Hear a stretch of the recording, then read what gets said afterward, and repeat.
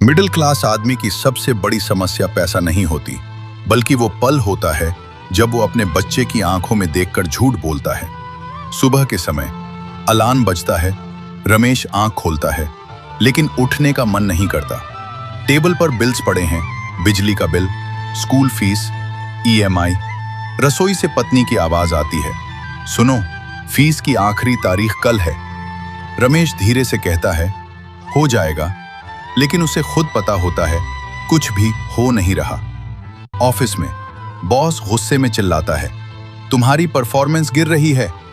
रमेश सिर्फ इतना कहता है, जी सर, क्योंकि उसे पता है अगर नौकरी गई तो सब कुछ चला जाएगा। लंच टाइम में वो अपना डिब्बा खोलता है और फोन में बैंक का मैसेज देखता है, बैलेंस 1284 रुपए। उसकी आंखों में डर साफ दिखाई देने लगता है। शाम को बेटा खुशी खुशी आता है, पापा कल स्कूल ट्रिप है, 1500 रुपए चाहिए। रमेश के पास सिर्फ 1500 रुपए बचे होते हैं। 2 सेकंड की खामोशी, फिर वो पैसे बेटे के हाथ में रख देता है। मजे करना बेटा। और पहली बार उसकी मुस्कान नकली होती है। रात को पत्नी धीरे से पूछती है, सच बताओ, सब ठीक है ना? रमेश चुप रहता है, फिर बालकनी में जाकर कहता है, मैं कोशिश कर रहा हूं, लेकिन लगता है इस बार मैं हार जाऊंगा। उसकी आंखों में आंसू आ जाते हैं। अगली सुबह बैंक के लोग आते हैं, घर के गेट पर नोटिस चिपका देते हैं, फाइनल नोटिस, प्रॉपर्टी जब्ती।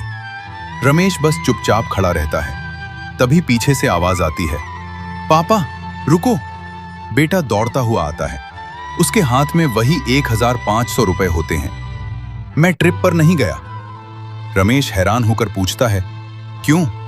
बेटा धीरे से कहता है, मैंने कल आपको रोते हुए देखा था, मुझे लगा आपको मुझसे ज्यादा इन पैसों की जरूरत है। रमेश के हाथ कांपने लगते हैं।